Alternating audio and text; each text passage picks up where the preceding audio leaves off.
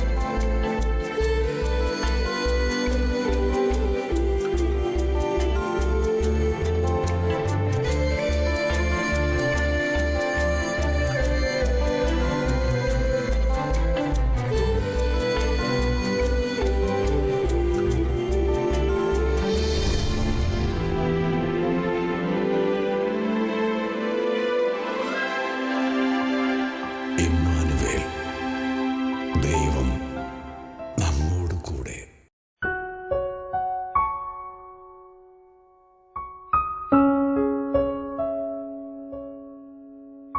ദിവ്യകാരുണ്യനാഥനായ ഈശോയുടെ മുൻപിൽ കരഞ്ഞു പ്രാർത്ഥിക്കുന്ന ഒരു യാചനയും വെറുതെയാവില്ല എന്നതിന് ജീവിക്കുന്ന ഉദാഹരണമാണ് ഈ ജീവിതങ്ങൾ.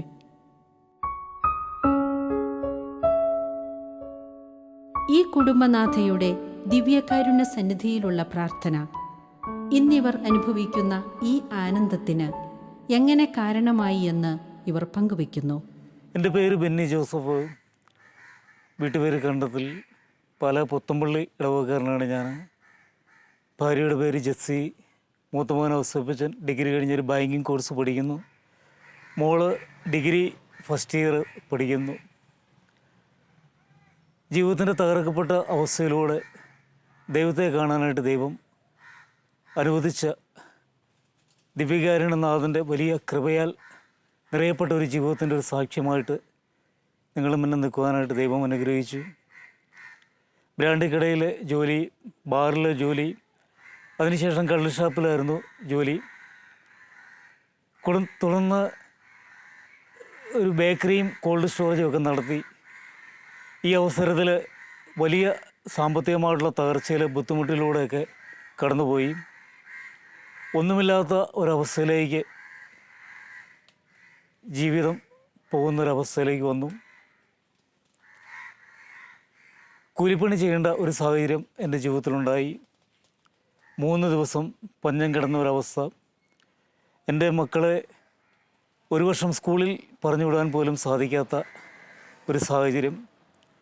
പലചരക്കുകടയിൽ നിന്ന് സാധനങ്ങൾ വാങ്ങിയിട്ട് അത് തിരിച്ച് മേടിച്ച് വെച്ച അവസ്ഥയിൽ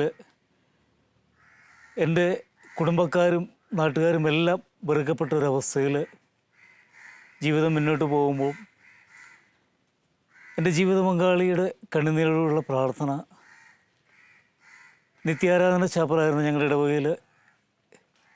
ദിവ്യകാരുണ്യ സന്നിധിയിൽ പോയിരുന്ന് എനിക്ക് വേണ്ടി എൻ്റെ ജീവിത പങ്കാളി പ്രാർത്ഥിച്ചപ്പോൾ 1 കൊരിന്ത്യർ 7:14 തിരുവചനത്തിൻ്റെ യോഗ്യതയാൽ അവിശ്വസനായ ഭർത്താവ് ഭാര്യ മുഖേന വിശുദ്ധീകരിക്കപ്പെടും. ദിവ്യകാരുണ്യനാഥൻ ഒരു ധ്യാനം കൂടുവാനായിട്ട് എന്നെ പറഞ്ഞയക്കുവാനായിട്ട് കാരണമായി. 2005 ചിറ്റൂർ പോയൊരു ധ്യാനം കൂടുകയും എല്ലാ പാവാവസ്ഥകളിൽ നിന്നും എല്ലാ പ്രമാണ ലംഘനങ്ങളിലൂടെയും കടന്നു പോയിരുന്ന ഞാൻ ജോഷുവ 3:5 തിരുവചനത്തിൻ്റെ യോഗ്യതയാൽ നിങ്ങൾ നിങ്ങളെ തന്നെ ശുദ്ധീകരിക്കുക, നാളെ കർത്താവ് നിങ്ങളുടെ ഇടയിൽ അത്ഭുതം പ്രവർത്തിക്കും. ദൈവത്തിൻ്റെ ആ വലിയ സ്നേഹം രുചിച്ചറിയാനായിട്ട് ദൈവമിടയാക്കി. ഒരു നല്ല കുമ്പസാരത്തിലൂടെ ദൈവത്തെ അടുത്തറിയുവാനും കർത്താവ് അത്ര നല്ലവനാണെന്ന് രുചിച്ചറിയുവാനും ദൈവം ഇടവരുത്തി തന്നു. ഒന്നുമില്ലാത്ത അവസ്ഥയിൽ നിന്ന്, തകർക്കപ്പെട്ട അവസ്ഥയിൽ നിന്ന് ദൈവം കൈപിടിച്ച് ഉയർത്തുകയായിരുന്നു. ഈശോ ഏറ്റെടുത്ത ജീവിതത്തെ തന്നോട് ചേർത്ത് അവിടുന്ന് നിർത്തി.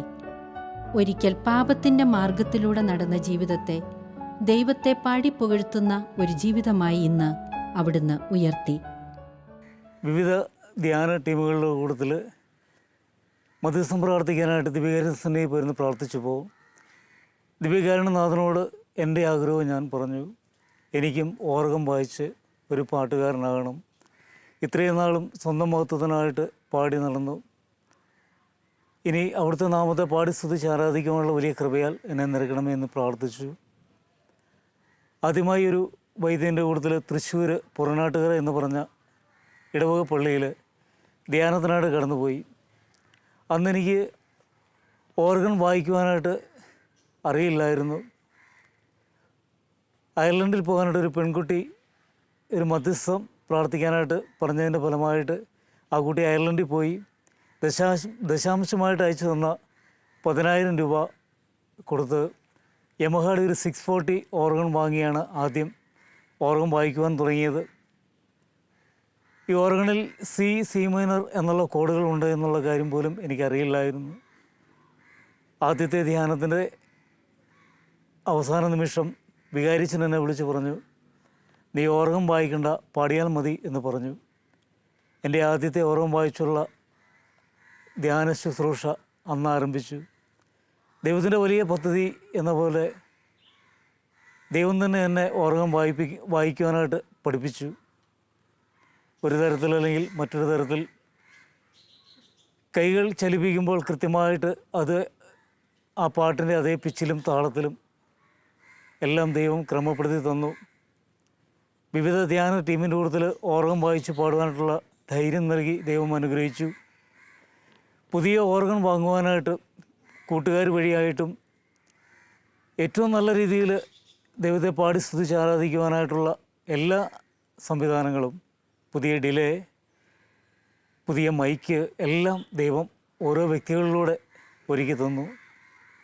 പല രൂപതയുടെ എല്ലാ ധ്യാന ശുശ്രൂഷകളിലും സഹായിക്കാനായിട്ട് ദൈവം അനുഗ്രഹിച്ചു.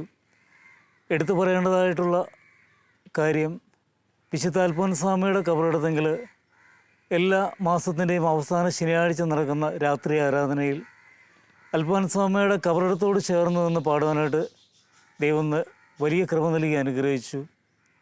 അതുപോലെ ചാവറ കുര്യാക്കോസ് എലിയാസ് അച്ഛൻ വിശുദ്ധനാകുന്നതിന് മുമ്പ് എല്ലാ ഞായറാഴ്ചകളിലും അവിടെ ശുശ്രൂഷയിൽ കുര്യാക്കോസ് എലിയാസ് അച്ഛൻ്റെ കബറിടത്തോട് ചേർന്ന് നിന്ന് ദൈവത്തെ മഹത്വപ്പെടുത്താനുള്ള കൃപ നൽകി ദൈവം അനുഗ്രഹിച്ചു. വിവിധ ധ്യാന കേന്ദ്രങ്ങളിൽ ശുശ്രൂഷയ്ക്കായിട്ട് സഹായിക്കുവാനായിട്ട് പോകുന്നു. രാത്രി ആരാധനയിൽ, സായാഹ്ന ശുശ്രൂഷയിൽ അനേകം വൈദികരോടും അൽമയരോടും ചേർന്ന് ധ്യാന ശുശ്രൂഷകളിലൂടെ ഇപ്പോൾ സഹായിച്ചു പോരുന്നു.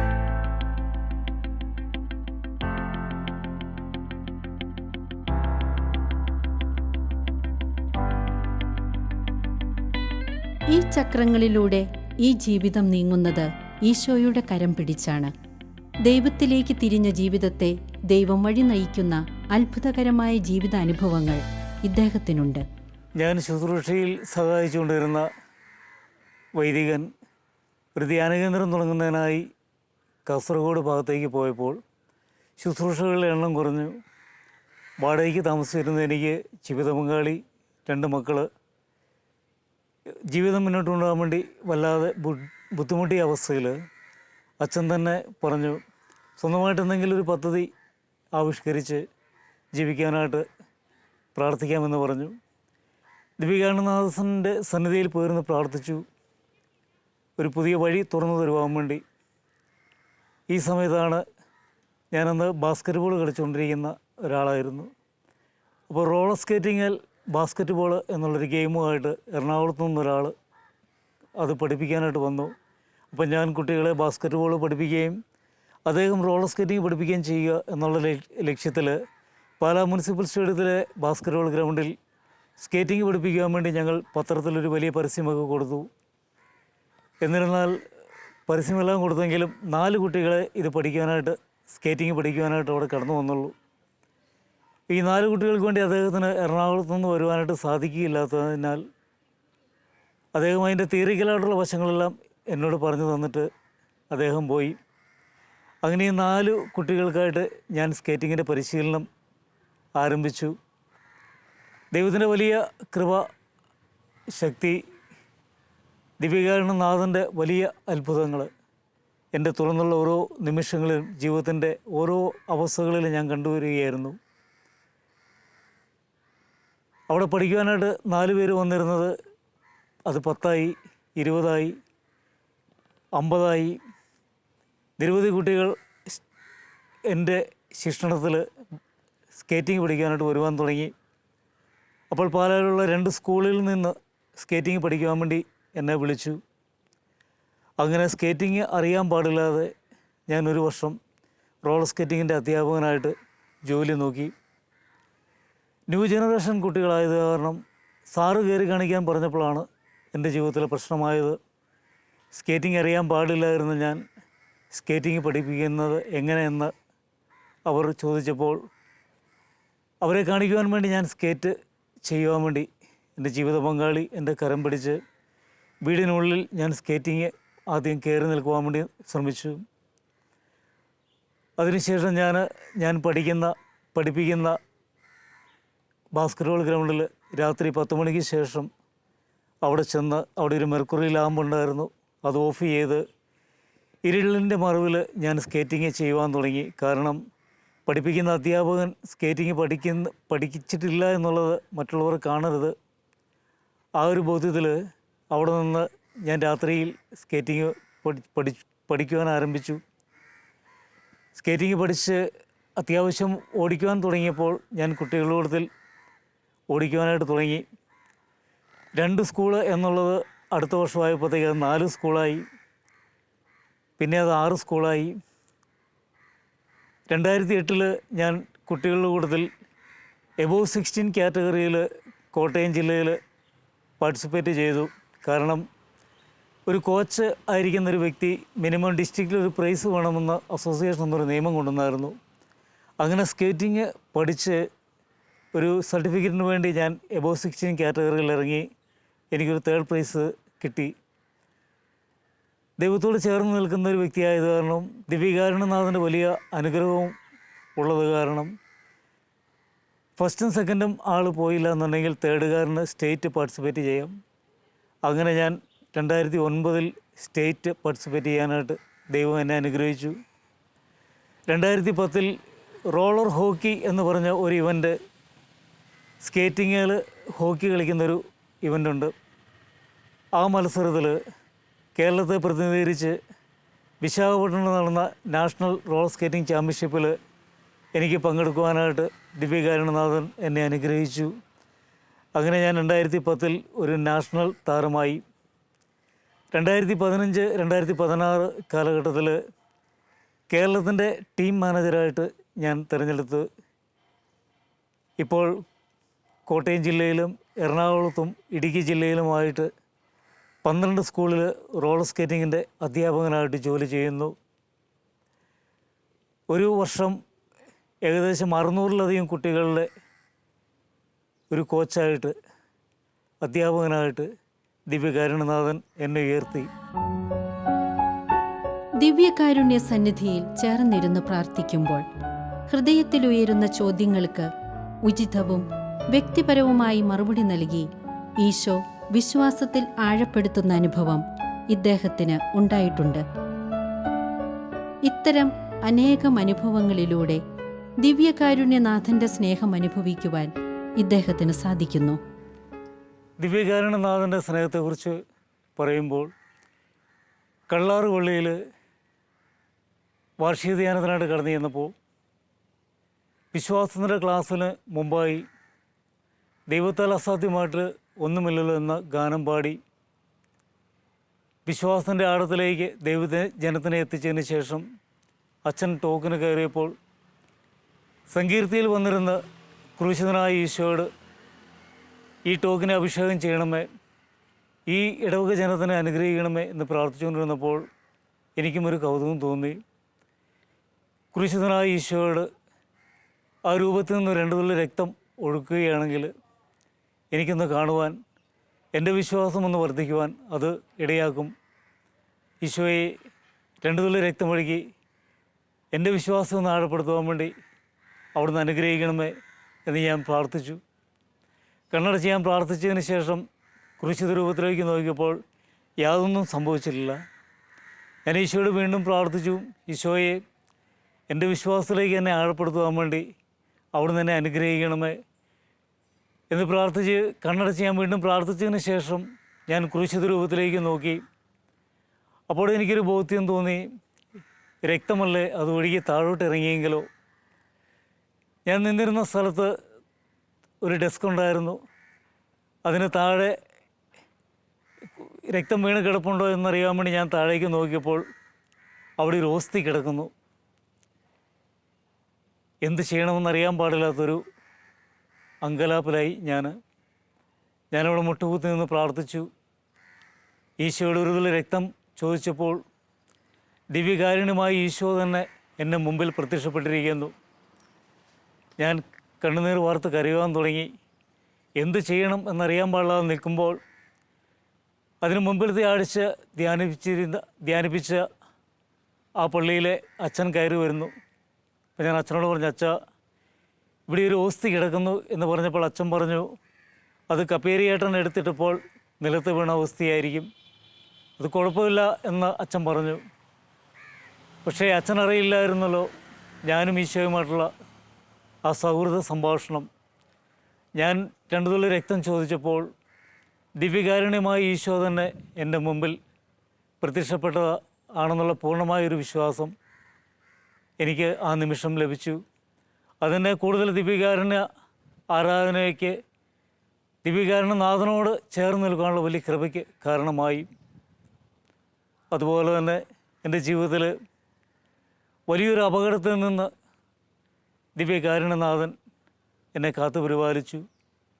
ഞാൻ സ്കൂളിൽ പഠിപ്പിക്കുവാനും വേണ്ടി ബൈക്കിൽ പോകുമ്പോൾ എപ്പോൾ ഇറങ്ങുമ്പോഴും ഞാൻ പ്രാർത്ഥിച്ച് ദിവ്യകാരുണ്യനാഥൻ്റെ കരങ്ങളിൽ എന്നെ ഏൽപ്പിച്ചതിന് ശേഷമാണ് ഞാൻ യാത്ര ആരംഭിക്കുന്നതും അവസാനിപ്പിക്കുന്നതും. ഞാൻ യാത്ര ചെയ്യുന്ന സമയത്ത് നേരെ എതിരെ വന്ന ഒരു കാറ് എന്നെ ഇടിച്ചിടുകയും എൻ്റെ പിന്നിൽ വന്ന ഒരു ഓട്ടോറിക്ഷയിൽ ഇടിച്ച് അതിൽ സഞ്ചരിച്ചിരുന്ന 3 പേര് ഇൻഡോ അമേരിക്കൻ ആശുപത്രിയിൽ കൊണ്ടുപോകേണ്ട അവസ്ഥ ഉണ്ടാവുകയും അതിന് പിന്നിൽ വന്ന ബൈക്കുകാരനും ആക്സിഡൻ്റ് ഉണ്ടാവുകയും ചെയ്തു. ഏറ്റവും മുൻപിൽ വന്ന ആദ്യമിടിച്ച ബൈക്കിൽ നിന്ന് തെറിച്ചു പോയ ഞാൻ ഉയർന്നു പൊങ്ങി പുല്ലുകളുടെ മുകളിൽ കൂടെ നിരങ്ങി നീങ്ങി. എൻ്റെ കാലിനൊരു ചെറിയ പോറൽ മാത്രമേ സംഭവിച്ചുള്ളൂ. അത്രയും വലിയ ആക്സിഡൻ്റ് ഉണ്ടായിട്ടും ദിവ്യകാരുണ്യനാഥൻ്റെ വലിയ സ്നേഹവും കരുതലും രുചിച്ചെറിയുന്ന നിമിഷങ്ങളായിരുന്നു ഇവയെല്ലാം. പരിശുദ്ധ പരമ ദിവ്യകാരുണ്യത്തിന് ഇപ്പോഴും എന്നേരവും ആരാധനയും സ്തുതിയും പുകഴ്ചയും ഉണ്ടായിരിക്കട്ടെ. ആമീൻ.